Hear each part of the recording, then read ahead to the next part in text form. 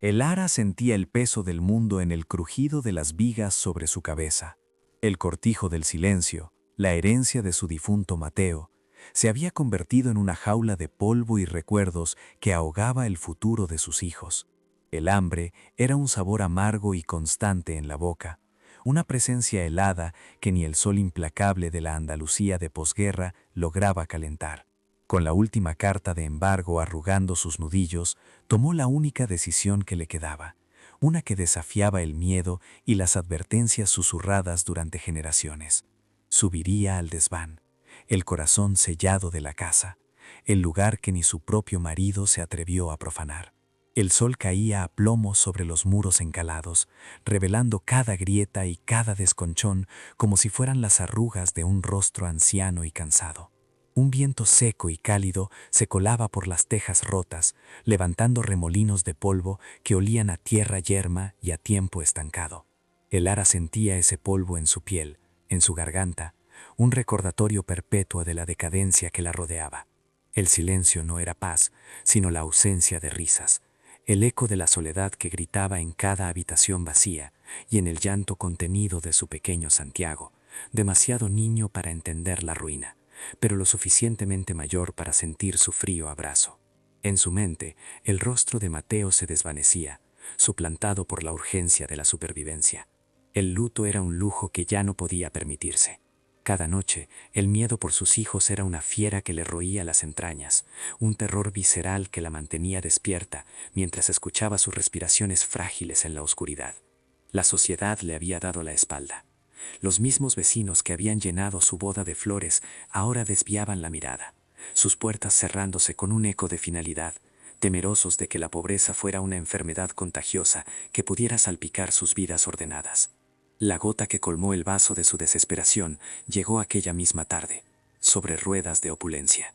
Don Ricardo de la Vega, el terrateniente que poseía el valle entero, pasó por el camino principal en su Hispano-Suiza, un coloso de metal y lujo que levantó una nube de polvo para cubrir aún más su miseria. No la miró. Su indiferencia era un insulto más afilado que cualquier palabra. Era el recordatorio de un mundo de riqueza inalcanzable, un mundo construido sobre las espaldas de gente como ella, y fue en ese instante de humillación cuando su determinación se convirtió en acero.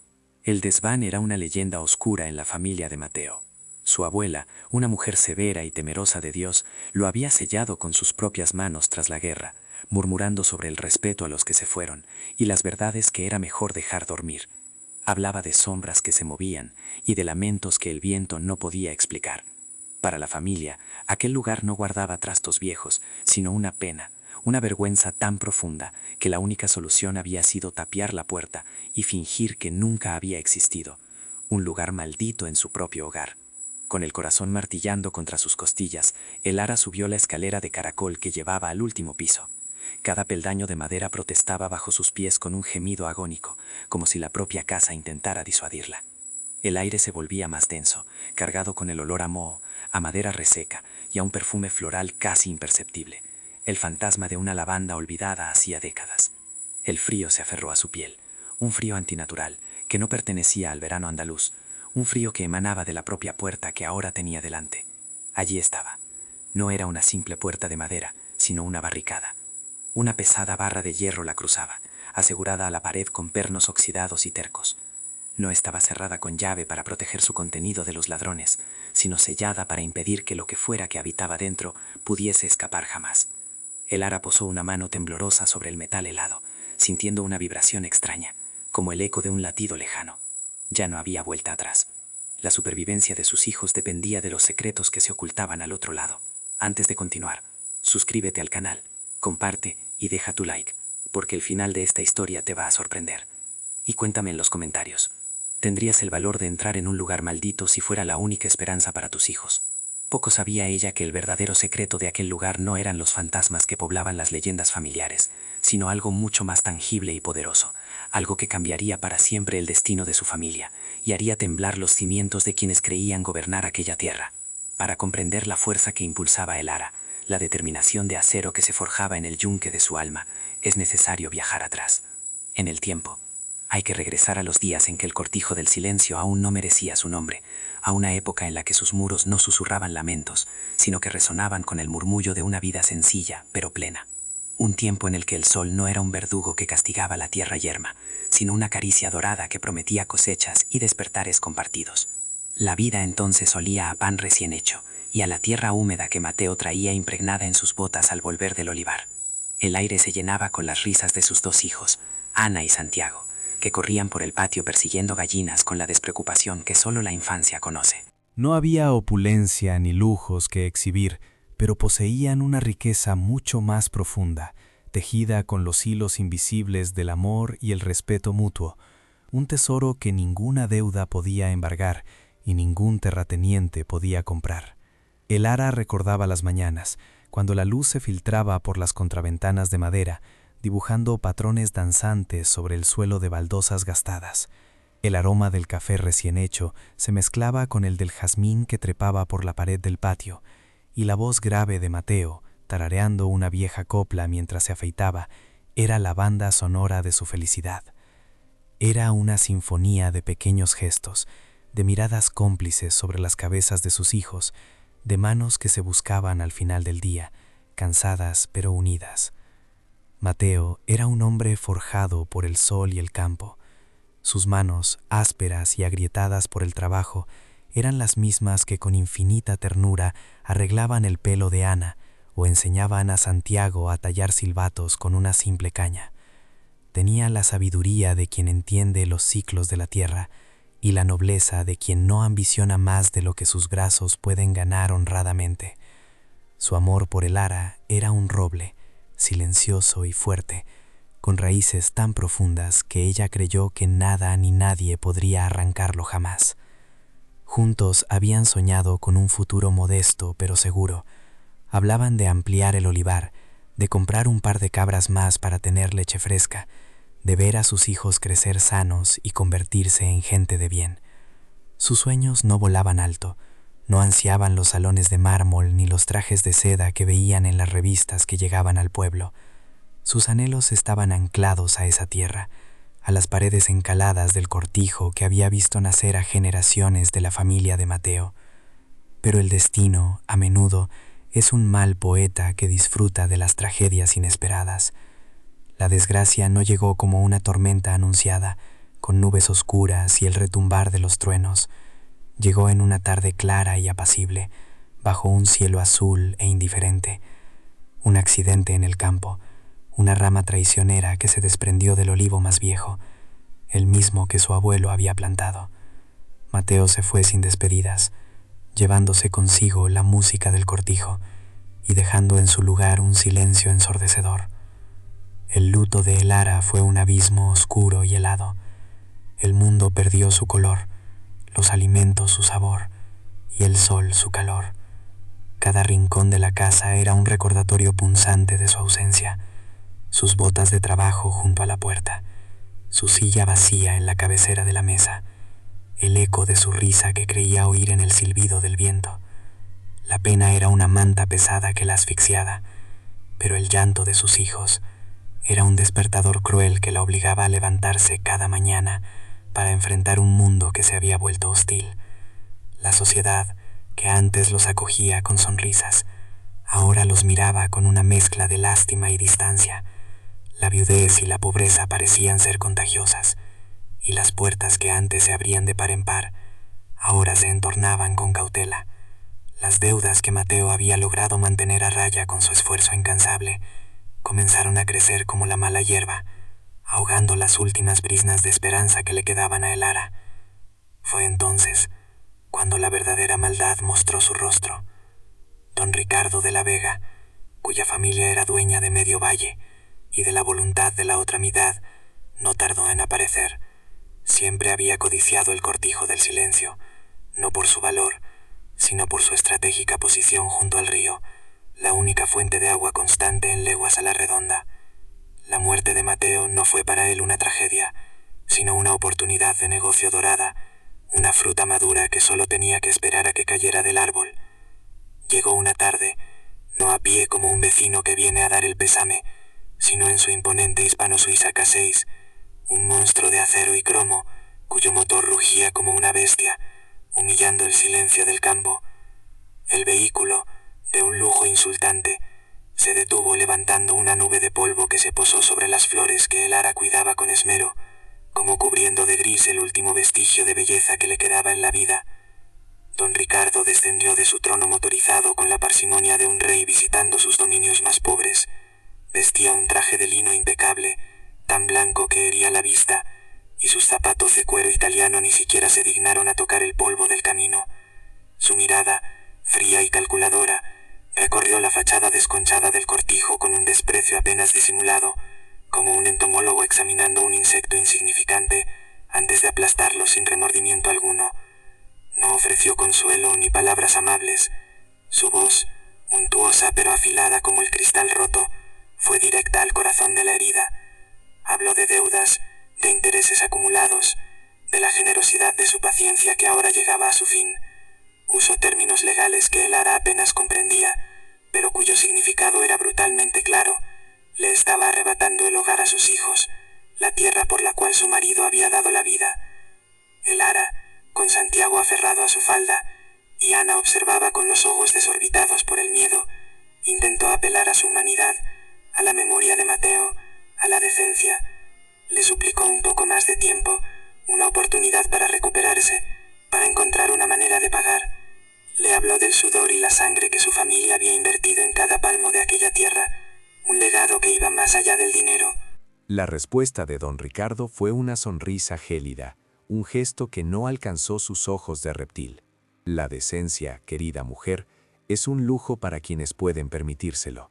Y usted, por lo que veo, no puede permitirse ni el pan de mañana, dijo, mientras sacaba una petaca de plata y encendía un cigarrillo con un gesto de supremo aburrimiento. Su desdén era un veneno que paralizaba, una demostración de poder absoluto y despiadado. El momento culminante de la humillación llegó cuando, al darse la vuelta para marcharse, se detuvo junto a la pequeña bicicleta oxidada de Santiago, el último regalo que Mateo le había hecho. Con la punta de su zapato reluciente, la empujó con desgana, haciéndola caer al suelo con un estrépito metálico que fue como una bofetada en el alma de el ara. No dijo nada más. El gesto era suficiente. Era el símbolo de su mundo derrumbándose. Mientras el hispano suizo se alejaba, dejando tras de sí solo el hedor de la gasolina y una nueva capa de polvo sobre sus vidas rotas, el ara permaneció inmóvil. Sintió las lágrimas de rabia y de impotencia quemándole los ojos, pero se negó a derramarlas frente a sus hijos. En su interior, la pena comenzó a transformarse en otra cosa, una brasa de furia, una promesa silenciosa hecha sobre las ruinas de su felicidad. Aquella tarde no solo perdieron su hogar, perdieron la inocencia, la fe en la bondad de los hombres y la seguridad de un techo bajo el que dormir. La caída había sido brutal, un empujón desde el borde del precipicio, orquestado por la avaricia de un solo hombre. Fueron expulsados de su propia vida, arrojados a un camino incierto, con nada más que la ropa que llevaban puesta y el peso de una injusticia insoportable. El ara miró los rostros asustados de sus hijos, sus pequeños cuerpos temblando, no de frío, sino de un pavor que ningún niño debería conocer. Vio en sus ojos el reflejo de su propio desamparo y supo que no podía rendirse. El amor por ellos era la única posesión que don Ricardo no le había podido arrebatar, y sería ese amor el que la obligaría a buscar una salida, incluso si para ello tuviera que adentrarse en la oscuridad más profunda. El recuerdo de esa humillación, del sonido metálico de la bicicleta al caer, del olor a lujo y podredumbre que emanaba de aquel hombre, se grabó a fuego en su memoria. Sería el combustible que alimentaría su determinación en los días venideros, la fuerza que la empujaría a subir aquella escalera de caracol hacia el desván prohibido, en busca no de un tesoro, sino de un arma para reclamar lo que le habían robado. La noche cayó sobre ellos como un sudario, encontrándolos sin rumbo, convertidos en fantasmas errantes despojados de su pasado y sin un futuro visible. El mundo se había encogido hasta convertirse en un lugar hostil y amenazante. Y mientras buscaba un refugio temporal para sus hijos, el ara comprendió que la verdadera maldición no habitaba en los desvanes sellados, sino en el corazón codicioso de los hombres que caminaban bajo el sol como si fueran dueños de él. Los días que siguieron a la visita de don Ricardo se desdibujaron en una pesadilla de polvo y desamparo. Forzados a abandonar el cortijo con apenas unos bultos de ropa y los recuerdos que no pesaban en la espalda, el ara y sus hijos se convirtieron en peregrinos de su propia tierra. El camino, antes un sendero familiar que llevaba al pueblo o al río, se transformó en un laberinto de hostilidad. Cada recodo parecía esconder una nueva humillación. Cada rostro conocido se volvía una máscara de indiferencia o de lástima inútil, que hería casi tanto como el desprecio. La primera noche la pasaron al raso, bajo un olivo centenario, cuyas ramas, en lugar de ofrecer cobijo, parecían garras esqueléticas recortadas contra un cielo indiferente y cuajado de estrellas. El frío de la tierra se filtraba a través de la delgada manta, un frío húmedo que se le metía en los huesos y le recordaba la frialdad de la tumba de Mateo. El ara abrazó con fuerza a sus hijos, tratando de convertir su propio cuerpo en un escudo contra la intemperie, mientras el sonido de sus pequeños dientes castañeteando era una tortura que le desgarraba el alma. El hambre ya no era una molestia, sino un dolor agudo, una bestia que mordía sus entrañas y las de sus pequeños. Buscaron ayuda en el pueblo, en las casas de aquellos que un día compartieron su pan y su vino, pero las puertas se cerraron ante ellos con una suavidad cruel, acompañadas de excusas susurradas y miradas huidizas. El miedo a don Ricardo de la Vega era una plaga silenciosa que había infectado la voluntad de todos. Nadie se atrevía a desafiar al hombre que poseía sus empleos, sus tierras y, en última instancia, su futuro. El ara vio en sus ojos no solo temor, sino también una vergüenza que los hacían aún más crueles, la vergüenza de su propia cobardía. Se vieron obligados a mendigar, una palabra que el ara jamás pensó que formaría parte de su vida. La vergüenza era un fuego que le quemaba la cara cada vez que extendía la mano, cada vez que tenía que enseñar la miseria de sus hijos como si fuera una carta de presentación. Algunos les daban una hogaza de pan duro o unas monedas, pero la mayoría pasaba de largo, acelerando el paso como si la pobreza fuera una enfermedad que pudiera contagiarse con una simple mirada. El mundo se había convertido en un desierto de corazones de piedra. El punto más bajo llegó en una tarde de tormenta, refugiados bajo el arco de un viejo puente romano. La lluvia caía a cántaros, borrando el mundo tras una cortina de agua y fango. Santiago, acurrucado contra ella, temblaba de fiebre, sus labios pálidos y sus ojos vidriosos por el delirio. Ana, mayor y más consciente de la catástrofe, no lloraba. Su silencio era mucho peor, una aceptación resignada de la derrota que a el ara le resultó insoportable. Vio el futuro en aquel instante, la enfermedad, la indigencia, la muerte lenta y anónima en una cuneta olvidada. Fue en ese abismo de desesperación, con el estruendo de los truenos como única respuesta a sus plegarias silenciosas, cuando la idea floreció en su mente. No era una idea, era una herejía, un desafío a la lógica y al miedo. Si el mundo de los vivos les había dado la espalda, tal vez la única respuesta estuviera en el mundo de los muertos, en los secretos que su propia familia había decidido enterrar. Pensó en el cortijo del silencio, ahora propiedad legal de la Vega, pero vacío, abandonado, esperando a que su nuevo dueño decidiera qué hacer con él. Y dentro del cortijo, pensó en el desván, el lugar prohibido, el corazón sellado de la casa, del que todos hablaban en susurros, la maldición, el respeto a los que se fueron.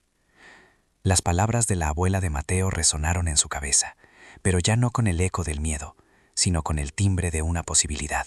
¿Y si la maldición no era un espíritu, sino un secreto? ¿Y si el miedo de la familia no era a los fantasmas, sino a una verdad tan poderosa que tuvieron que tapiarla para poder seguir viviendo? La decisión se forjó en un instante, dura y afilada como un trozo de sílex. No era una elección, era el único camino que quedaba. Si tenía que enfrentarse a los demonios del pasado para salvar a sus hijos en el presente, lo haría. El miedo a lo desconocido era inmenso, pero el terror de ver a sus hijos consumirse lentamente a su lado era infinitamente mayor. El amor de una madre, cuando es acorralado, no conoce el miedo, se convierta en él. Aquella noche, bajo una luna esquiva que se asomaba entre las nubes rotas, regresaron. Se movieron como sombras por los campos que antes habían sido suyos, una familia de espectros reclamando su propio fantasma. Entrar en el cortijo fue extrañamente fácil. Una de las ventanas traseras, siempre rota, cedió con un leve quejido. El interior estaba helado, impregnado de un silencio más profundo y opresivo que nunca. Ya no era un hogar, sino un mausoleo de su felicidad perdida. El ara acostó a sus hijos en el suelo de su antiguo dormitorio, sobre un montón de sacos viejos. Les besó la frente, un gesto que era a la vez una bendición y una promesa. Luego, con una vela temblorosa en la mano, se dirigió hacia la escalera de caracol. Cada peldaño crujía bajo sus pies, como si la casa protestara por su sacrilegio, como si le advirtiera del peligro que se cernía sobre ella. Pero en su corazón ya no había espacio para la duda. Se detuvo frente a la puerta del desván, la pesada barra de hierro, los pernos oxidados. Parecía la entrada a una tumba, la frontera entre el mundo conocido y un abismo de secretos. Respiró hondo, llenando sus pulmones con el aire viciado que olía a moho y a tiempo detenido. Sintió el peso de las generaciones pasadas sobre sus hombros, el peso de su silencio y de su miedo, pero también sintió la fuerza de su amor por Ana y Santiago, una fuerza capaz de derribar cualquier muro. La historia de Elara pende ahora de este único acto de fe, un paso hacia la oscuridad en busca de una luz que nadie más cree que exista. Su viaje nos recuerda que la verdadera fuerza a menudo se encuentra en los lugares que más tememos. Si su valor te conmueve, si su lucha te inspira, acompáñanos en este camino. Comparte su historia para que su coraje resuene lejos y suscríbete para ser testigo de cómo una madre, armada solo con amor, puede hacer temblar los cimientos de la injusticia. Poco sabía ella que al forzar aquella puerta, no solo estaba desafiando una vieja superstición familiar, estaba a punto de desenterrar una verdad que había envenenado aquella tierra durante casi un siglo, una verdad que tenía el poder de devolverle todo lo que le habían arrebatado o de destruirla para siempre. La supervivencia de sus hijos dependía de lo que encontrara al otro lado, y Elara estaba dispuesta a pagar cualquier precio. El frío del metal bajo sus dedos no era nada comparado con el hielo de la desesperación que había sentido bajo el puente.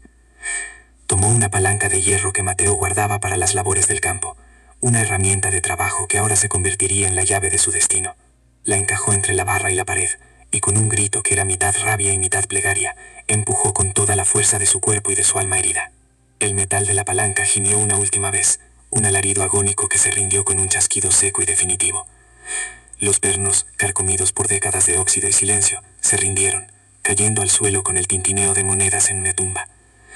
Por un instante, Elara permaneció inmóvil, con el corazón resonando en sus oídos como un tambor de guerra.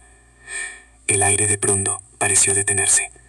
La puerta, liberada de su cautiverio, se entreabrió lentamente por sí sola, con un quejido largo y profundo, como si exhalara un aliento contenido durante casi un siglo. Una bocanada de aire gélido y denso la golpeó en el rostro, un miasma de tiempo estancado. Olía a polvo antiguo, a madera reseca que se deshacía en silencio, a la fragancia fantasmal de flores secas y a algo más, algo indefinible y amargo, como una pena que se hubiera podrido en la oscuridad. La luz temblorosa de su vela apenas lograba herir la negrura que había más allá, revelando formas vagas y monstruosas cubiertas por sábanas blancas, un ejército de espectros dormidos esperando en la penumbra. Con un valor que no sentía, dio el primer paso, cruzando el umbral hacia lo desconocido. Sus pies descalzos se posaron sobre un suelo cubierto por una alfombra de polvo tan espesa que amortiguaba cualquier sonido, sumiéndola en un silencio aún más profundo y opresivo. El frío se intensificó, un frío que no era de invierno, sino de ausencia. La ausencia de vida, de calor, de sol. Era como entrar en el corazón de un recuerdo olvidado, un lugar donde el tiempo había muerto y su cadáver se negaba a desaparecer. Los primeros días en aquel refugio prohibido fueron un ejercicio de pura supervivencia, una batalla silenciosa librada en la penumbra. Mientras Ana y Santiago dormían acurrucados en un rincón, sobre un viejo colchón de lana que había arrastrado hasta allí, Elara trabajaba sin descanso. Con trapos húmedos, luchaba contra el polvo de generaciones, despejando un pequeño claro en aquel mar de abandono, un islote de vida en medio de la necrópolis de muebles olvidados. Cada partícula de polvo que limpiaba era un acto de desafío contra la miseria que la perseguía. La supervivencia se convirtió en una rutina brutal y sigilosa. Bajaba del desván solo en las horas más oscuras de la noche, moviéndose como un fantasma por su propia casa usurpada, para buscar algo de comida que hubiera podido pasar por alto en su precipitada huida, o para traer agua del pozo. El miedo a ser descubierta por algún esbirro de don Ricardo era una presencia constante, una sombra que se agazapaba en cada esquina y que convertía el crujido de una tabla en el preámbulo del desastre. El hambre era un animal agazapado en sus entrañas, un dolor sordo que mitigaba con mendrugos de pan duro y agua. Pero ver los rostros de sus hijos, cada día un poco más pálidos, más delgados, era una tortura que superaba cualquier dolor físico. Era por ellos que se obligaba a seguir, por la promesa silenciosa que les había hecho de encontrar una salida, aunque esa salida estuviera oculta en el corazón de la más profunda oscuridad. Su amor era el único fuego que la mantenía caliente en la frialdad de aquel lugar. Fue durante la limpieza, mientras intentaba mover uno de los muebles para ganar algo de espacio, cuando su atención se fijó en él. En el fondo del desván, presidiendo la estancia como un sarcófago, se erigía un imponente armario de nogal. Era una pieza magnífica, de una calidad que desentonaba con la rusticidad del resto del cortijo. Sus puertas dobles, talladas con motivos de hojas y pájaros, no estaban simplemente cerradas. Una barra de hierro idéntica a la que había sellado la puerta del desván las mantenían prisioneras. Aquel armario no era un mueble más. El Ara sintió una atracción extraña hacia él, una certeza irracional de que las respuestas que buscaba no estaban esparcidas por el desván, sino contenidas dentro de aquella fortaleza de madera. No parecía guardar enseres o ropa vieja. Parecía custodiar un secreto, la razón misma por la que todo aquel lugar había sido condenado al olvido durante 80 años. La desesperación le dio la fuerza que necesitaba para enfrentarse a aquel nuevo guardián. De nuevo, la palanca se convirtió en una extensión de su voluntad. El trabajo fue aún más arduo esta vez. Los tornillos estaban más hundidos en la madera noble, como si se hubieran fusionado con ella. El Ara empujaba con todo su ser, sus músculos gritando de dolor, el sudor perlando su frente y cayendo sobre el polvo del suelo. El sonido del metal arañando la madera era un chirrido agudo y violento, una profanación del silencio sepulcral que reinaba en el desván. Finalmente, con un crujido atronador que pareció hacer temblar los cimientos de la casa, la barra cedió. El eco del golpe resonó en la quietud y el Ara se quedó sin aliento, con el corazón desbocado. Por un momento, temió que el estruendo hubiera alertado a alguien, que su refugio hubiera sido descubierto. Pero solo el silencio le respondió. Un silencio que ahora parecía expectante, como si la propia casa contuviera la respiración junto a ella. Con manos temblorosas, empujó las pesadas puertas. Se abrieron con un gemido grave y prolongado, el suspiro de un prisionero liberado tras una vida de encierro. Del interior emanó una fragancia inesperada y abrumadora, el perfume espectral de lavanda seca y alcanfor, un aroma que hablaba de ajuares y esperanzas guardadas, el último vestigio de un mundo que ya no existía. Aquel olor era tan vívido que por un instante pareció llenar el espacio de una presencia invisible. El interior estaba casi vacío. Colgado de una percha solitaria, como una aparición etérea, había un sencillo vestido de lino blanco, impecablemente conservado a pesar del paso del tiempo. Era una prenda humilde pero elegante, la antítesis de la opulencia que representaba don Ricardo. No había joyas, ni oro, ni nada de valor aparente. El Ara sintió una punzada de decepción, un frío que se sumaba al que ya sentía en la piel.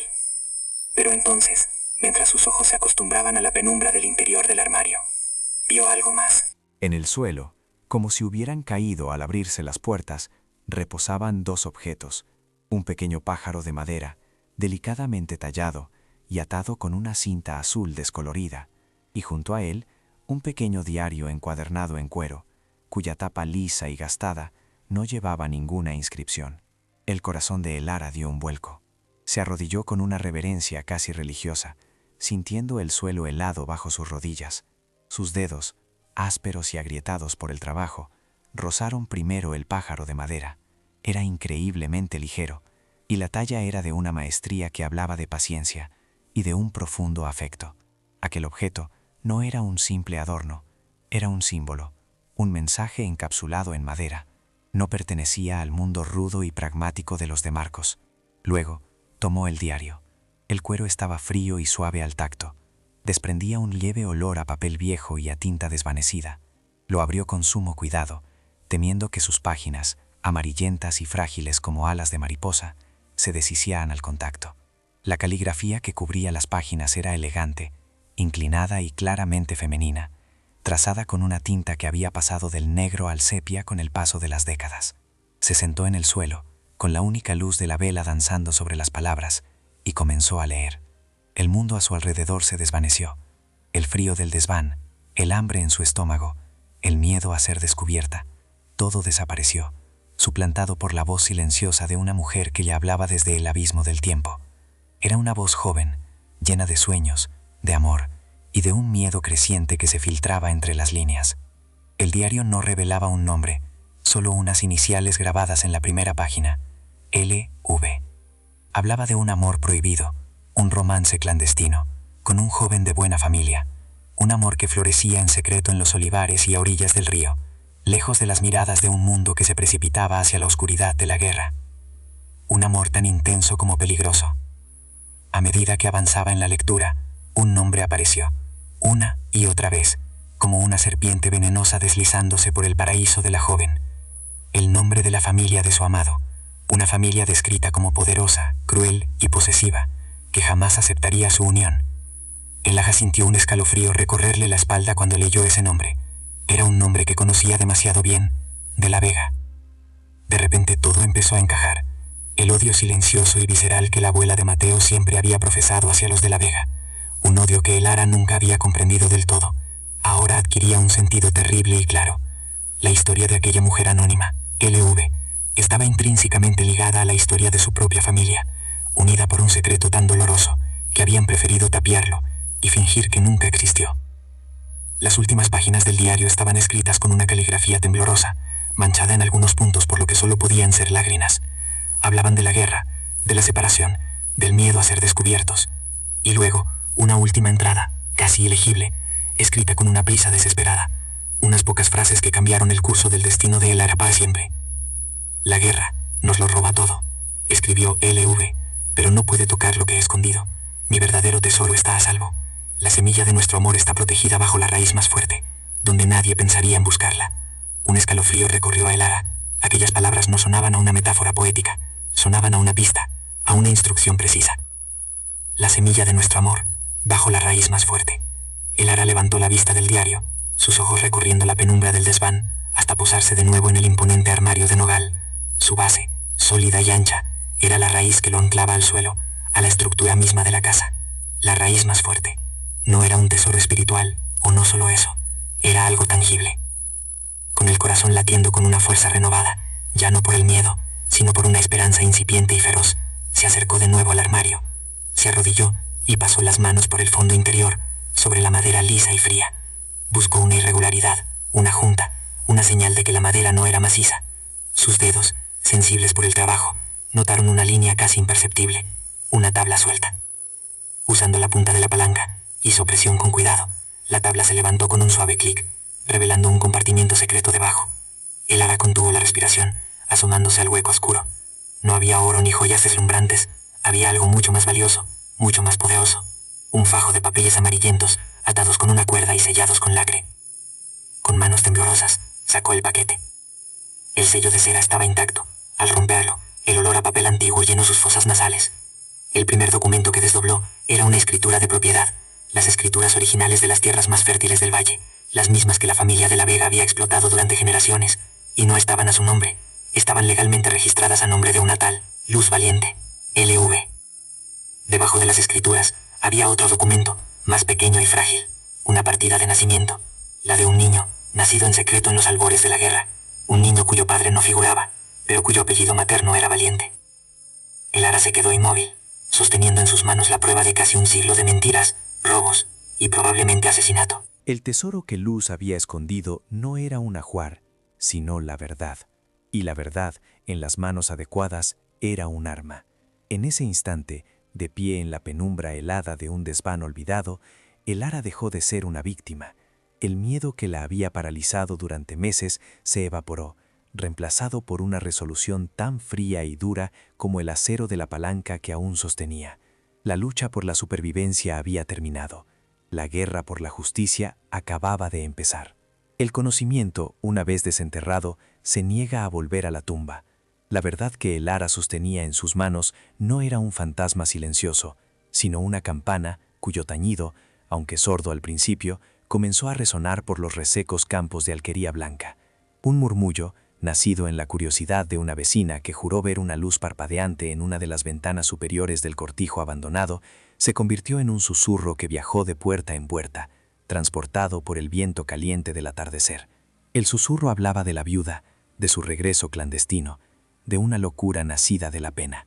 Pronto, el susurro se alimentó de un detalle más jugoso y peligroso. Alguien había visto a Elara hablando con doña Isabel, la anciana matriarca de la memoria del pueblo. La habían visto mostrarle a la vieja un pequeño objeto, un pájaro de madera, y la expresión de Isabel no había sido de compasión, sino de un espanto profundo, un reconocimiento que helaba la sangre. El murmullo se transformó entonces en una leyenda incipiente. La viuda de Marcos no había encontrado trastos viejos, sino el legendario tesoro que, según los cuentos de viejas, los republicanos habían escondido en el cortijo antes de huir. La noticia, reptando como una serpiente por los surcos de la tierra, no tardó en llegar a los oídos que nunca debió alcanzar. Llegó a la suntuosa hacienda de don Ricardo de la Vega, servida en una bandeja de plata junto a su copa de brandy, por un capataz cuyos ojos brillaban con una mezcla de miedo y codicia. Don Ricardo no creía en fantasmas ni en leyendas, pero creía firmemente en el oro. La idea de que una viuda insignificante hubiera encontrado una fortuna en la propiedad que ahora era legalmente suya fue una afrenta intolerable, una chispa que encendió el polvorín de su avaricia. La respuesta no se hizo esperar. El sol de la tarde apenas comenzaba a teñir de naranja las colinas cuando el rugido de un motor volvió a profanar el silencio del valle. El imponente hispano-suiza K6 apareció en el horizonte, no como un navío solitario, sino como el buque insignia de una flotilla del terror. Detrás de él, una camioneta destartalada levantaba una nube de polvo aún mayor, atestada de hombres de rostro adusto y manos encallecidas, matones a sueldo cuya lealtad no respondía a la ley, sino al peso de las monedas de plata en sus bolsillos. El convoy de la opulencia y la brutalidad no se detuvo en el camino. Atravesó el campo de amapolas secas, aplastando sin miramientos la frágil belleza que aún sobrevivía en la tierra yerma. El hispano-suiza se detuvo a escasos metros de la puerta del cortijo, su radiador cromado brillando como los dientes de una bestia metálica. Don Ricardo no descendió de inmediato. Permaneció en su asiento de cuero, observando la fachada decrépita con la mirada de un cirujano a punto de extirpar un tumor molesto, disfrutando del poder que emanaba de su mera presencia. Dentro del desván, el ara lo oyó. El sonido del motor era inconfundible, una cicatriz auditiva grabada a fuego en su memoria. Su primer instinto fue el pánico, un escalofrío helado que amenazaba con paralizarla. Pero entonces, sus dedos rozaron el tacto frío y quebradizo de los documentos que guardaba en el bolsillo de su delantal. El miedo no desapareció, pero se transformó. Ya no era el terror de una presa acorralada, sino la tensión acerada de un soldado en su trinchera, esperando el momento preciso para contraatacar. Con una calma que la sorprendió a ella misma, llevó a Ana y a Santiago al rincón más oscuro del desván, detrás de una pila de arcones viejos. Puso un dedo sobre sus labios, una orden de silencio que sus hijos, con los ojos desorbitados por el terror, obedecieron sin dudar. Le susurró que era un juego, el juego del silencio, y que el ganador sería el que más tiempo aguantara sin hacer ruido. Una mentira piadosa para proteger su inocencia del monstruo que aporreaba la puerta de abajo. El estruendo de la puerta principal al ser reventada fue como un trueno que hizo vibrar toda la estructura del cortijo. El ara sintió la vibración en el suelo de madera, una onda expansiva de violencia que subió por sus piernas y se instaló en su pecho. Oía las botas pesadas de los hombres en la planta baja, el sonido de muebles siendo volcados, de cristales rotos. Estaban registrando la casa con una furia metódica, buscando el oro que su codicia había imaginado.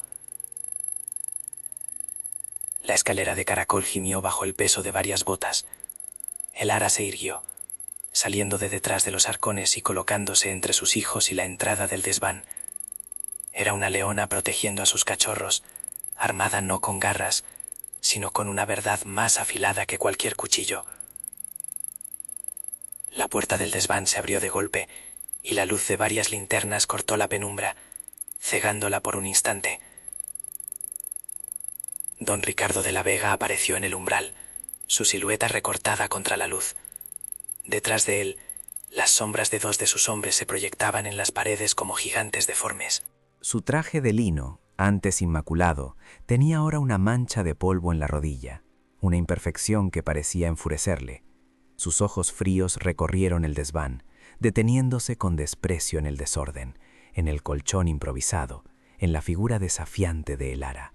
«Vaya, vaya», dijo con una voz untuosa que no lograba ocultar su impaciencia. «La viuda ha convertido mi propiedad en una posilga. He oído cuentos fascinantes, Elara, cuentos sobre tesoros escondidos. Supongo que la desesperación te ha hecho creer en los fantasmas. Dime dónde está, y quizás sea generoso, quizás te deje marchar con lo puesto. Su tono era el de un adulto condescendiente hablando con una niña tonta, una humillación calculada para quebrarla. Elara no respondió. Permaneció inmóvil, dejando que el silencio se estirara, que la arrogancia de él llenara el espacio hasta hacerlo irrespirable. Su silencio no era de sumisión, sino de poder. Era ella quien controlaba el ritmo de aquella confrontación, y él, en su ceguera de poder, aún no se había dado cuenta. Los matones a su espalda empezaron a no verse, a hurgar entre los muebles cubiertos de sábanas, buscando el brillo del metal precioso. «No hay oro aquí, don Ricardo», dijo Elara finalmente. Su voz, aunque baja, resonó en el silencio del desván con una claridad asombrosa. No temblaba. Era firme, tranquila. La voz de alguien que ya no tiene nada que perder y todo por lo que luchar. Los únicos fantasmas que hay en esta casa son los que su familia ayudó a crear. Fantasmas con nombre y apellido. La sonrisa de don Ricardo vaciló por una fracción de segundo. La mención de su familia en aquel contexto le incomodó, pero lo enmascaró rápidamente con una risa seca y despectiva. «¿De qué sandeces hablas, mujer? Has perdido el juicio. Dame lo que has encontrado. No volveré a pedírtelo con amabilidad». Hizo un gesto a sus hombres para que se acercaran a ella, la amenaza física ahora explícita. «Su nombre era Luz», continuó Elara, ignorando a los hombres que avanzaban lentamente hacia ella. «Luz Valiente. La llamaban la Alondra. ¿Le suena el nombre, don Ricardo? Quizás su abuelo se lo mencionó alguna vez. Era una maestra. Amaba los libros y los pájaros de madera». Con cada palabra, Elara veía como una grieta imperceptible se formaba en la fachada de acero de aquel hombre. El nombre había dado en el blanco. Don Ricardo se quedó paralizado. El color abandonó su rostro, dejándole una palidez cerúlea bajo el bronceado de terrateniente. El nombre de Luz Valiente no era una simple anécdota del pueblo para él. Era la llave de la cripta familiar, el pecado original sobre el que se había construido toda su fortuna. Miró Elara de una forma nueva, no como una viuda loca, sino como un espectro que había vuelto del pasado para exigir una rendición de cuentas. «No sé de qué me hablas», siseó, pero su voz había perdido toda su autoridad. Era el gruñido defensivo de un animal herido. Sus hombres se detuvieron, confundidos por la reacción de su patrón. La atmósfera en el desván había cambiado. Ya no era un saqueo en busca de un tesoro, sino un juicio celebrado en un tribunal de polvo y recuerdos. «Claro que lo sabe», replicó Elara, dando un paso al frente. Ahora era ella la que avanzaba, la que presionaba. «Usted sabe que ella no se marchó. Sabe que amaba a un hombre al que no le permitieron estar. Y sabe que tuvo un hijo cuya existencia fue borrada para que su familia pudiera quedarse con lo que no era suyo, para que usted pudiera pasearse en su hispano-suiza sobre tierras robadas».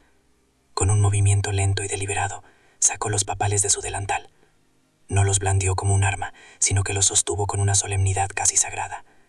El papel amarillento y los sellos de lacre rotos parecían irradiar una autoridad que superaba con creces la de los matones y su patrón. «El tesoro que encontré no brilla, don Ricardo, pero tiene mucho más valor que todo el oro del mundo. Es la verdad». Desdobló el primer documento, la escritura de propiedad. «Estas son las tierras que usted explota, las que le dan el poder para aterrorizar a todo el valle. No pertenecen a los de la Vega, pertenecen a una mujer llamada Luz Valiente y a sus herederos legítimos». El silencio que siguió a sus palabras fue tan profundo que Elara pudo oír el latido de su propio corazón. Luego, con una crueldad justiciera, desdobló el segundo documento. «Y esta es la prueba de que esos herederos existen. Es la partida de nacimiento del hijo de Luz, un niño nacido en esta misma tierra, un niño al que le robaron su nombre, su madre y su futuro». La habitación pareció encogerse, la tensión se volvió una soga al cuello de todos los presentes. La máscara de don Ricardo se desintegró por completo. Su rostro se congestionó de una furia primigenia, la rabia de un tirano al que le han arrebatado el fundamento de su poder. Sus ojos, inyectados en sangre, se clavaron en los papeles. No vio documentos legales, vio la aniquilación de su linaje, la destrucción de su estatus, la humillación pública que se cernía sobre él. «Bruja, mentirosa», gritó, su voz rompiéndose en un alarido gutural. «Esos papeles son falsos, son basura. Dadme esos papeles», ordenó a sus hombres, señalando a Lara con un dedo tembloroso. «Cogedlos y quemadlos ahora mismo, quemadlo todo».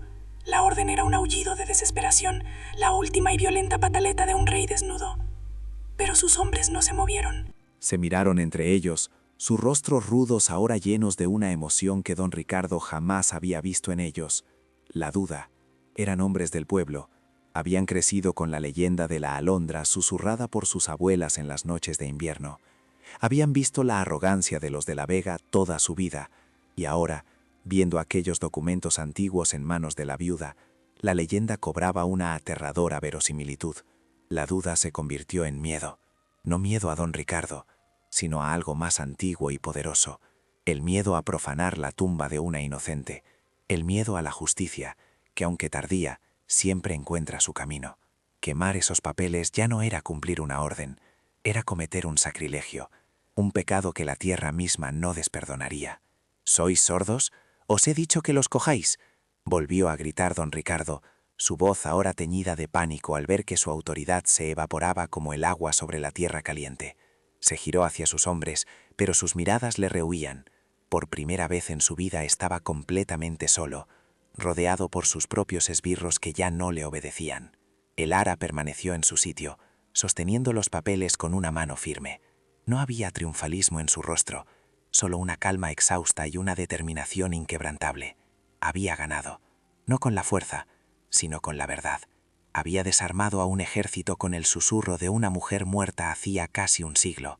El enfrentamiento había terminado, no con un estallido, sino con el silencio ensordecedor de la cobardía de un hombre y la vacilación de sus secuaces. En la penumbra del desván, rodeada de los fantasmas del pasado, el ara se había convertido en la dueña del presente. Don Ricardo de la Vega, el hombre que poseía el valle, el hombre de los coches de lujo y los trajes de lino, estaba reducido a un tirano impotente, atrapado entre la verdad que una viuda le arrojaba a la cara y los hombres que ya no se atrevían a defender sus mentiras. La guerra por la justicia no había hecho más que empezar. El aire en el desván se había vuelto denso, casi sólido, cargado con el peso de 80 años de silencio y la tensión de un juicio improvisado. Los hombres de don Ricardo, brutos acostumbrados a obedecer sin pensar, se encontraron de repente con una elección. Sus ojos iban de los papeles amarillentos en la mano de el ara, que parecían irradiar una luz propia, al rostro descompuesto de su patrón, un rostro que ya no infundía miedo, sino una patética desesperación. La leyenda susurrada por sus abuelas cobraba vida ante ellos, y ninguno se atrevía a ser el que profanara su tumba. Viendo su imperio de mentiras desmoronarse en la vacilación de sus propios esbirros, don Ricardo emitió un rugido que era más de bestia herida que de hombre. La rabia, pura y primitiva, nubló su juicio. Si sus perros ya no mordían, él mismo lo haría. Se abalanzó hacia el ara, no con la intención de razonar, sino de arrebatar, de destruir la prueba física de su ilegitimidad. Sus dedos, adornados con un ostentoso anillo de oro, se convirtieron en garras que buscaban desgarrar la historia. Pero el ara no retrocedió, anclada al suelo por el amor a sus hijos y por el peso de la justicia que ahora representaba, se mantuvo firme. Su mirada no contenía odio, sino una calma heladora, la serenidad de quien ha tocado fondo y ya no le teme a nada. Levanta los documentos ligeramente, no para protegerlos, sino como un sacerdote que alza una reliquia sagrada, un gesto que pareció detener el tiempo y el aire. En sus ojos, don Ricardo no vio a una viuda indefensa, sino a todas las generaciones que su familia había aplastado. Fue entonces cuando ocurrió lo impensable. Juan, el más viejo de los matones, un hombre cuya cara era un mapa de cicatrices y lealtades compradas, dio un paso lateral, un movimiento casi imperceptible, pero que bloqueó el camino de don Ricardo hacia el ara. No la miró, mantuvo la vista fija en el suelo polvoriento, pero su cuerpo se había convertido en una barrera. No era un acto de valentía, sino de un temor más profundo, el miedo a la maldición de los muertos, a una injusticia tan antigua que la tierra misma clamaba venganza. La derrota de don Ricardo no fue una batalla, sino una implosión. Ver la insubordinación silenciosa en los ojos de los hombres a los que pagaba lo quebró por completo. Su rabia se desinfló, dejando solo el vacío de la humillación. Balbuceó amenazas incoherentes, promesas de ruina que ya nadie escuchaba. Se dio la vuelta, tropezando con su propia arrogancia, y descendió la escalera de caracol con la torpeza de un anciano. El portazo final y el rugido del motor de su hispano-suiza no sonaron a poder, sino a la fuga desesperada de un fantasma asustado por la luz. Cuando el eco del motor se desvaneció en la distancia, dejando tras de sí un silencio preñado de posibilidades, el Ara se derrumbó de rodillas, no por debilidad, sino por el peso de la victoria. Abrazó a sus hijos, que salieron de su escondite, y lloró. Lloró por Mateo, por Luz, por el miedo pasado y por la esperanza recién nacida. Las lágrimas limpiaron el polvo de su rostro y el veneno de su alma. En la penumbra del desván, una familia rota comenzaba a sanar. La historia de lo ocurrido en el desván no descendió a la escalera, se derramó por las grietas del cortijo como el agua que busca su cauce. Los hombres de don Ricardo, liberados de su yugo, contaron la historia en la taberna del pueblo, no como un chisme, sino como un testamento. La leyenda de la alondra resucitó, y el nombre de Elara se pronunciaba con un respeto reverencial. De la noche a la mañana, dejó de ser la viuda desamparada para convertirse en el instrumento de una justicia poética y largamente esperada. Elara no esperó a que la justicia llamara a su puerta, fue a buscarla. Acompañada por doña Isabel y los ancianos del pueblo, que actuaron como testigos de la memoria colectiva, presentó los documentos ante el juez de la comarca. No fue un proceso fácil. El poder de los de la Vega, aunque herido, aún tenía tentáculos. Pero la verdad, una vez liberada, es una fuerza imparable. La escritura original y la partida de nacimiento eran irrefutables, y la historia que contaban avergonzaba a los hombres de ley. El proceso legal fue una sangría lenta y pública para el linaje de la Vega. Cada revelación, cada testimonio, era un clavo más en el ataúd de su reputación. El nombre que durante un siglo había sido sinónimo de poder y opulencia, ahora se asociaba con el robo, la mentira y el asesinato. Las familias que les habían servido por temor, ahora les daban la espalda con desprecio. La riqueza construida sobre cimientos de arena comenzó a desmoronarse, grano a grano, hasta que no quedó nada. El golpe final fue su partida, no en el Hispano-Suiza, que fue embargado junto con el resto de sus posesiones mal habidas, sino en un modesto automóvil alquilado, cubierto por el mismo polvo que él había usado para humillar a Elara. Don Ricardo de la Vega abandonó el valle no como un terrateniente, sino como un paria, con la mirada vacía de quien lo ha perdido todo porque nunca poseyó nada de verdadero valor. Su derrota fue silenciosa, completa y catárticamente justa. Los años que siguieron tejieron una nueva historia sobre la vieja urdimbre de la tierra. El cortijo del silencio perdió su nombre funesto. Bajo las manos de Elara y la ayuda de todo el pueblo, floreció. Los muros fueron encalados de un blanco resplandeciente, las tejas rotas sustituidas, y el patio, antes yermo, se llenó del aroma de los jazmines y las risas de los niños. La casa, que había sido una tumba de recuerdos, se convirtió en el corazón palpitante de una comunidad renacida. Elara nunca se convirtió en la nueva terrateniente, se convirtió en la guardiana de un legado. Con una sabiduría que parecía innata, transformó las tierras recuperadas en una cooperativa para las familias del pueblo. El agua del río, antes acaparada por la codicia de un solo hombre, ahora regaba los sueños de muchos. La prosperidad no llegó en forma de coches de lujo ni trajes de lino, sino en despensas llenas, en niños que podían estudiar, y en la dignidad devuelta a los rostros de los hombres y mujeres del campo. Ana y Santiago crecieron bajo un sol que ya no era una amenaza, sino una promesa. Liberados del peso de la pobreza y la incertidumbre, sus talentos florecieron. Ana, con la inteligencia aguda de su madre, se marchó a la ciudad para estudiar Derecho, jurando que ninguna otra familia volvería a sufrir una injusticia por falta de defensa. Santiago, con las manos hábiles de su padre, se convirtió en el mejor artesano de la comarca, tallando en madera no solo pájaros, sino la historia de resiliencia de su familia. El desván, aquel corazón sellado de la casa, fue el último lugar en ser transformado.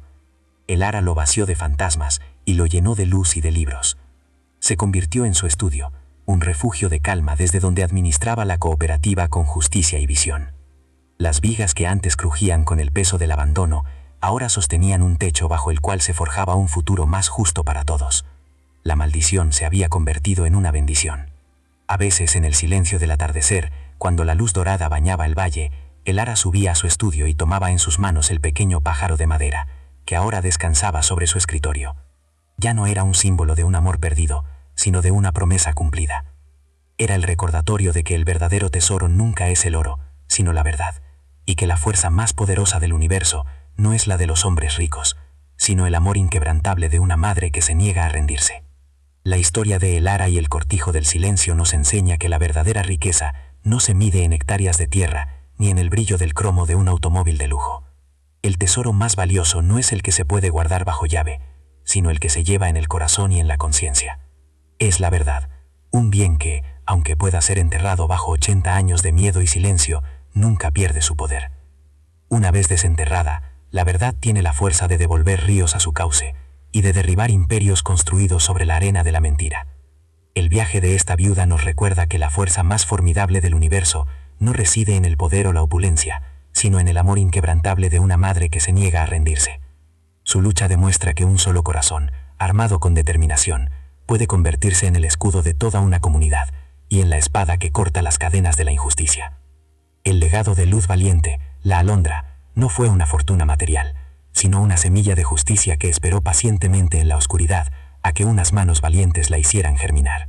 Y Elara, al aceptar esa herencia, no se limitó a reclamar lo que era suyo. Lo compartió, entendiendo que la prosperidad solo es real cuando se construya en común.